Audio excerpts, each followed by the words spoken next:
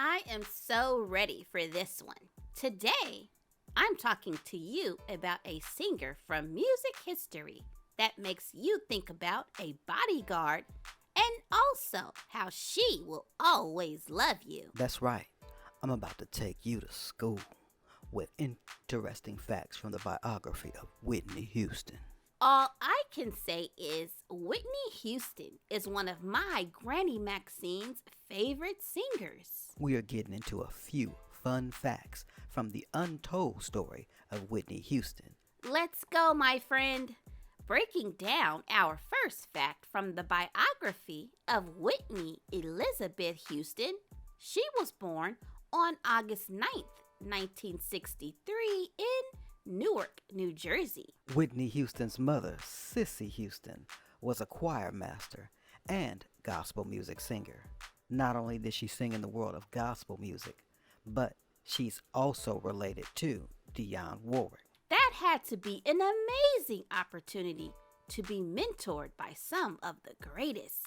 Not only did she have family surrounding her, but her mom worked with a ton of legends, including working with the king of rock and roll, Elvis Presley, and the queen of soul, ARETHA Franklin, allowing Whitney to watch the greats put in work. For example, during an interview with music legend Chaka Khan, she told a story about a 14-year-old Whitney Houston recording with her for the first time after Sissy told Chaka how gifted Whitney was. All I can say is that this is the stuff that legends are made of, and a late night would lead Whitney to getting her big break. That is where at the age of 19, while performing in a nightclub, music executive Clive Davis heard Whitney on stage at a nightclub and signed her immediately. From there, Davis groomed Whitney, and she would go on with her debut album to drop 3 #1 singles, including songs like The Greatest Love of All, Saving All My Love for You, and How Will I Know. And a couple of years later, we have to talk about a song that makes everybody want to dance. Well, let's talk about it then. Okay, let's talk about it. It's hard to mention any of Whitney Houston's top hits without bringing up her classic, I Want to Dance with Somebody. Whitney had a major hit on her hands. I Want to Dance with Somebody earned Whitney Houston a Grammy Award in 1987 for Best Female Pop Vocal Performance. Okay. We know Whitney had a ton of success in music, but let's switch gears and talk about love. With this next fact, I want to talk about somebody a lot of people don't know that was an 80s bad boy that Whitney dated. Come on, bro. Everybody knows about Bobby. Nope, I'm not talking about Bobby.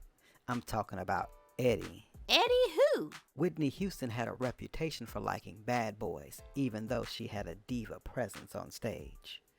That is where in the 80s, many people don't know that Eddie Murphy and Whitney Houston dated each other. Wow, I didn't know that one, Lee. I mean, since I already mentioned Bobby Brown, of course you can't mention Whitney Houston without talking about Bobby Brown. Whitney and Bobby set the media world on fire, being such an odd couple. Then the unthinkable took place. Whitney shocked the world, going on to marry Bobby Brown on July 18th in 1992. Yeah, not only was 1992 a big year for love with Whitney, but she would also make it big on the big screen. In 1992, Houston debuted in The Bodyguard, where her rendition of Dolly Parton's I Will Always Love You gained worldwide attention, staying at a #1 spot on the charts for 14 weeks straight. Yeah, Whitney was doing it all, continuing on in Hollywood, releasing films like Waiting to Exhale with Angela Bassett and The Preacher's Wife with Denzel Washington. Plus, you can't forget the television special she did with Disney and R&B sensation Brandy, starring as the fairy godmother in Cinderella. And you can't forget another love in her life. That is where on March 4th, 1993, Whitney would have her only child, Bobby Kristina Brown, where the two would go on to become best friends and inseparable everywhere they went. Sadly, with all the success that Whitney had, there were also challenges in her life. Houston went through tough times in her life, battling addictions, which seemed to be a rough time for her and those that loved her. And that is where tragedy struck on February 11th in 2012. Whitney Houston passed away in the Beverly Hills Hotel in Beverly Hills, California. Just looking at some of the untold facts from the biography of Whitney Houston definitely shine the light on Whitney's amazing career. And I hope you enjoyed it, hanging out with us as we took you to school sharing interesting facts from music history.